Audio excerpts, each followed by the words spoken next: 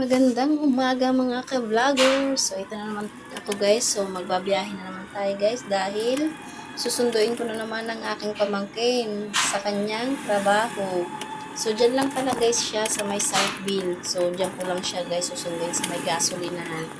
So good morning po. Yan po ang ating trabaho ngayong umaga guys. Hindi lang sa bahay. So nagsusundo din ako guys sa aking pamangkin.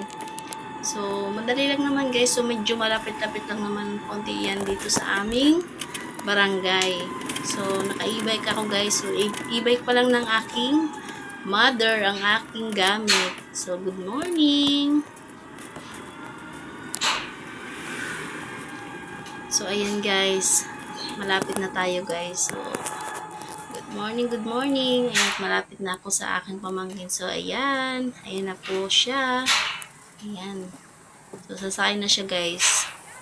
So, siya pala guys si Aileen. So, yun lang po at maraming salamat. Thank you for watching guys.